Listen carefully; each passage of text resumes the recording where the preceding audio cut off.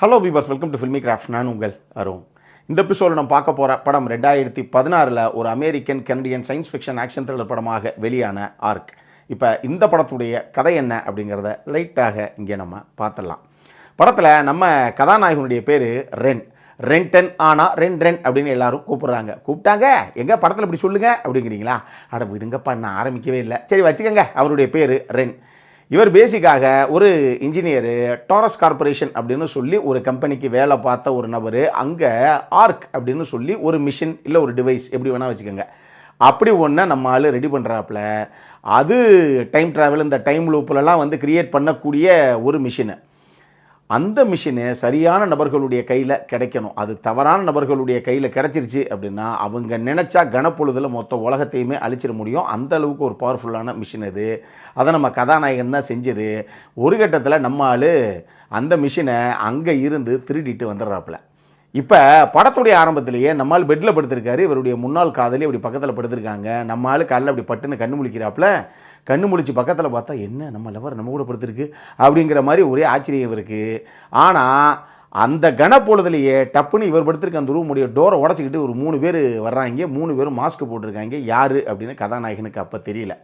உடனே நம்மால் எவனோ ஒருத்தன் கதாநாயகன் அடிக்க ஆரம்பிக்கிறாங்க. இவர் எப்படியாவது இங்கேருந்து தப்பிக்கணும் அப்படிங்கிறதுக்காக தப்பிச்சு அப்படி ஸ்டேர் கேஸில் இறங்கி ஓடுறாப்புல. அப்போ படியில் வலிக்கு விழுந்து கடைசியாக நேரம் உருண்டு போய் அந்த பக்கம் அப்படி செவத்தில் கழுத்து அப்படி முட்டுற மாதிரி முட்டி கழுத்து அந்த எலும்பே ஒடிஞ்சு போயிடுது. அங்கே டப்புன்னு இறந்துறாரு.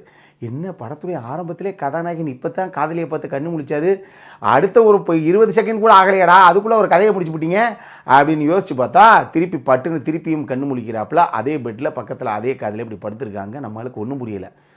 இப்போ தானே ஏதோ நடந்துச்சு, படிக்கட்டிலேருந்து உருண்டு விழுந்தோம், ஒரு வேளைக்கு கனவா அப்படிங்கிறாரு. இருந்தாலும் இவருடைய மைண்டில் ஏதோ ஒரு நினப்பு. எதுக்கு அந்த டோரை உடச்சிட்டு 3 பேர் வந்தாங்களே, அவங்க வர்றாங்களான்னு பார்ப்போம் அப்படின்னு அப்படி டோரை பார்க்குறாரு. அப்போ தான் அதே டோரை டப்புன்னு உடச்சி விட்டு 3 பேர் வர்றாங்க மாஸ்க் போட்டு. இந்த வட்டம் இவருடைய காதலி 2 பேர்த்தையும் பக்கத்தில் இருக்க ஒரு ரூமுக்கு கூப்பிட்டு போய் அங்கே கட்டி வைக்கிறாங்க. கட்டி வச்சுட்டு உங்களுக்கு 5 நிமிஷம் தான் டைமு, மரியாதையாக நாங்கள் கேட்டதுக்கான பதிலை நீ சொல்லிவிடு. சொன்னீன்னா உங்கள் 2 பேர்த்தையும் உயிரோட விடுவோம், இல்லாட்டினா 2 பேரையும் பொட்டிலே புல்லட் இறக்கிடுவோம், ஞாபகத்தில் வச்சுக்கோங்க அப்படின்னு சொல்லி 5 நிமிஷம் டைமை கொடுத்துட்டு பக்கத்து ரூமுக்கு போய் அவங்க 3 பேர் சாப்பிட்டுக்கிட்டு இருக்காங்க.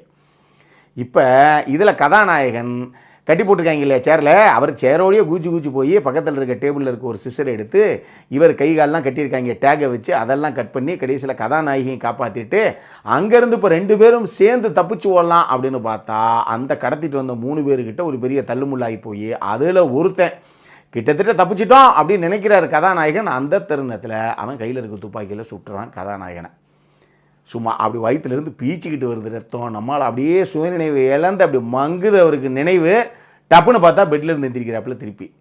அப்போ தான் கதாநாயகனுக்கு புரியுது, ரைட்டு இது செத்து விளையாடுற விளையாட்டு போல், நம்மளை வச்சு தான் காமெடி பண்ணிக்கிட்டு இருக்காங்க அப்படிங்கிறது புரியுது அவருக்கு. பார்த்தா பக்கத்தில் அந்த அம்மா, யார் முன்னாள் காதலி, அந்த அம்மா ஸ்மூத்தாக படுத்துக்கிட்டு இருக்காங்க பக்கத்தில். இப்போ இவருக்கு ஒன்று புரியலைன்னா அவருக்கு ரொம்ப தெளிவாக தெரியுது, ரைட்டு இப்போ டோரை உடச்சிட்டு அடுத்து 3 பேர் வர போகிறாங்க, திருப்பி ஆரம்பிக்க போகுது இந்த கதை. இது தெரிஞ்சது தானே. இப்போ விஷயம் நமக்கு என்ன தெரியலை அப்படின்னா இவங்க 3 பேர் யார், எதுக்காக முதல்ல நம்மளையும் நம்மளுடைய காதலையும் எடுத்துக்கொண்டு போய் ஒரு ரூமில் கட்டி போடுறாங்க. ஒரு விஷயம் கேட்டாங்க இல்லையா, பதில் சொல்ல 5 நிமிஷம் டைம் தர்றேன்னு. அவங்க எதுக்காக அந்த கேள்வியை நம்மக்கிட்ட கேட்டாங்க. இதை விட முக்கியமாக அந்த 3 பேர்த்தையும் அனுப்புனது யார், இதுக்கான கேள்விக்கெல்லாம் விடை தெரியணும்னா வேற என்ன பண்ண, அவ்வளோதான் எந்திரிச்சு ஓடு தம்பி அவங்க டோரை உடச்சிட்டு வர போகிறாங்க அப்படின்னு இங்கேருந்து பத்திக்க ஆரம்பிக்குது இந்த படம். இதுக்கப்புறம் நம்ம கதாநாயகன் இதுக்கான விடைகள் எல்லாத்தையும் கண்டுபிடிச்சாரா, கடைசியாக தன்னுடைய காதலியை காப்பாற்றினாரா இல்லையா அப்படிங்கிறதுக்கான விடை தான் இந்த படத்துடைய மொத்த கதையை. இந்த படத்தை பொறுத்தளவுக்கு டோனி எலியாட் அப்படிங்கிற நபர் தான் இதை எழுதி இயக்கியிருக்காப்புல. இந்த படம் ஒரு டைம் லூப் சம்பவம். கிரவுண்ட் ஹாக் டே ஆகட்டும், எட்ஜ் ஆஃப் டுமாரோ ஆகட்டும், எ டே கொரியன் படம், சவுத் கொரியன் படம், அந்த படம் ஆகட்டும், இதெல்லாம் ஏற்கனவே நம்ம விமர்சனம் பண்ண படங்கள் தான். எல்லாமே அட்டகாசமான டைம் லூப் படங்கள். அந்த மாதிரி படங்கள்லாம் இன்னொரு தடவை எடுக்கவே முடியாதுங்கிற ரேஞ்சுக்கு அட்டகாசமான படங்கள். நம்ம உள்ளூர் ரசிகர்களுக்கு புரிகிற மாதிரி சொல்லணும்னா நம்ம சிம்பு நடித்த மாநாடு, அந்த மாதிரி டைம் லூப்பில் இன்னொரு படம் இது. நிச்சயமாக அதுக்கு ஏற்ற அந்த டைம் லூப் கதைக்களம் எப்படி இருக்குமோ அதுக்கேற்ற பரபரப்புகள் எல்லாமே இந்த படத்துக்குள்ளேயும் இருக்குது. எனக்கு இந்த படத்தில் ரொம்ப பிடிச்ச விஷயம் என்ன அப்படின்னா, படம் ஆரம்பித்த 10 நிமிஷத்துலேயே ஒரு ட்விஸ்ட்டு. அதில் சூப்பர் மேட்ரு என்ன அப்படின்னா, இங்கே பாரு அப்படின்னு நம்மளுக்கு அந்த சர்ப்ரைஸை கொடுத்துட்றாங்க, நம்மளை ஆச்சரியப்படுத்திடுறாங்க. ஆனால் அந்த ட்விஸ்ட்டை அவங்களே மதிக்கவே கிடையாது. அந்த ட்விஸ்ட்டை நம்ம வந்து என்ஜாய் பண்ணுறதுக்குள்ளேயே அவங்க மாட்டுக்கு பிச்சு படல் எடுத்து அடுத்தடுத்து கதாநாயகன் எங்கே போகிறார், எப்படி ஓடுறாரு, அடுத்த லூப்பில் எப்படி எந்திரிக்கிறாருன்னு அவங்க மட்டும் போய்கிட்டே இருக்காங்க. டேய் அது ஒரு ட்விஸ்டா நாங்கள் கொஞ்சமாவது என்ஜாய் பண்ணிக்கிறோம்டா அப்படின்னு நமக்கு தோணுது. அந்த அளவுக்கு 10 நிமிஷத்தில் ஒரு ட்விஸ்ட்டை வச்சுட்டு அதை மதிக்காமல் அவங்களே போயிட்டாங்க. அந்த மாதிரி ஒரு படத்தை பரபரப்புடைய உச்சியில் பண்ணியிருக்காங்க. டெஃபினட்டாக இந்த மாதிரி சயின்ஸ் ஃபிக்ஷன் ஆக்ஷன் த்ரில்லர் விரும்பிகளுக்கெல்லாம் பிடிக்கக்கூடிய ஒரு கதைக்களம் தான், ஒரு படம் தான் இது. படத்துடைய மிகப்பெரிய பலம் 2 பேருடைய பெர்ஃபார்மன்ஸு.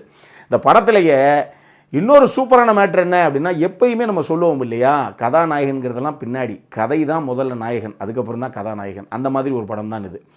ஏன்னா ஒரு சிம்பிள் கதைங்க, ஒரு டைம் லூப்பில் ஒரு சப்ப மேட்ரு, அது கதையே கிடையாது, ஒரு ஒன்லைன் ஐடியா. அந்த ஐடியாவை எடுத்துக்கிட்டு ப்ரொடக்ஷன் டிசைன் டீமை கூப்பிட்டு ஜஸ்ட் ஒரு 2-3 ரூம், எல்லாமே பக்கத்து ரூம் தான், பார்த்தாலே தெரியும், அப்படி ஒரு செட்டை மட்டும் போட்டுக்கிட்டு எந்த அளவுக்கு பரபரப்பாக ஸ்க்ரீன் பிளேயில் இவங்க நிறுத்த முடியுமோ அந்த மாதிரி ஒரு படத்தை இவங்க ப்ரெசென்ட் பண்ணியிருக்காங்க. ரொம்ப ரொம்ப கம்மியான பட்ஜெட்டில் பண்ணப்பட்ட ஒரு படம் இது. நான் சொன்ன மாதிரி சும்மா ஒரு 10-15 எலக்ட்ரிக்கல் இன்ஸ்ட்ருமெண்ட்டு, எலக்ட்ரானிக்ஸ் இன்ஸ்ட்ருமெண்ட் மாதிரி அப்படி இப்படின்னு ஏதோ ஒன்று செஞ்சு வச்சு விட்டாங்க. எங்கே படத்துக்குள்ளே மொத்தமே ஒரு 4-5 கதாபாத்திரங்கள் தான். இது 2 ரூமு, இதை வச்சுக்கிட்டு மொத்தமாக ஒரு படத்தை பண்ணியிருக்காங்க. பரபரப்புடைய உச்சியில் முடிஞ்ச அளவுக்கு ஒரு சுவாரஸ்யமாகவே பண்ணியிருக்காங்க அப்படின்னு தான் நான் சொல்லுவேன். டேனியலுடைய சினிமோட்டோகிராஃபியும் நிச்சயமாக இதுக்கு ஒரு மிகப்பெரிய பலம். ஏன்னா நான் சொன்ன மாதிரி இருக்கிறது 2-3 ரூம் தான். இதுக்குள்ளே இவங்க இங்கிட்டு ஓடுறது முடிஞ்ச அளவுக்கு ரிப்பீட்டடாக சொல்லாமல், அதுவும் ஒரு டைமில் போனோம், அது ரிப்பீட்டடாகத்தான் இருக்கும்.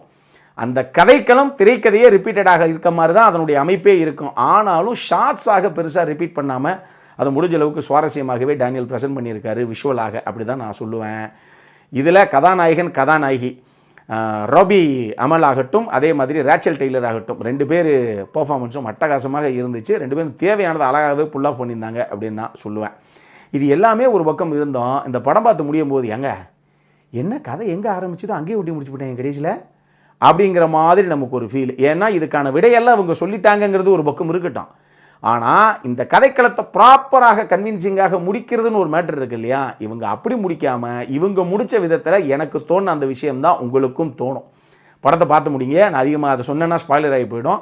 படம் பார்த்து முடித்த உடனே உங்களுக்கும் இந்த விஷயம் தோன்றதுக்கான வாய்ப்பு இருக்குது. எங்கே ஆரம்பித்தாங்களோ அங்கே ஒண்டி முடிச்சு விட்டாங்க படத்தை.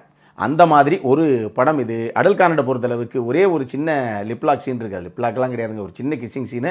அது போகிற போக்கில் வரும். அது முதல்ல அந்த மாதிரி ஒரு சீனாகவே பார்க்க தேவை கிடையாது, தாராளமாக ஃபேமிலியோடு பார்க்கக்கூடிய படம் தான் இது. பட் ரத்தம் தெறிக்க அந்த மாதிரி ஒரு சில சம்பவங்கள் இருக்குது. ஸோ அந்த மாதிரி விஷயங்கள் அதை மைண்டில் வச்சுக்கோங்க. ஃபேமிலியோடு பார்க்குறதுக்கு அது ஓகே அப்படின்னா நீங்கள் தாராளமாக ஃபேமிலியோடு பார்க்கக்கூடிய ஒரு நீட்டான த்ரில்லர் படம் தான் இது. அப்புறம் என்ன, சாட்டர்டே இன்னைக்கு பார்க்கணும் அப்படிங்கிறவங்க சட்டு புட்டுன்னு பார்த்து முடிங்க. இதே மாதிரி இன்னொரு வீடியோவோட அடுத்த முறை உங்களை சந்திக்கிற வரைக்கும் இட்ஸ் அருண் சைனிங் ஆஃப்.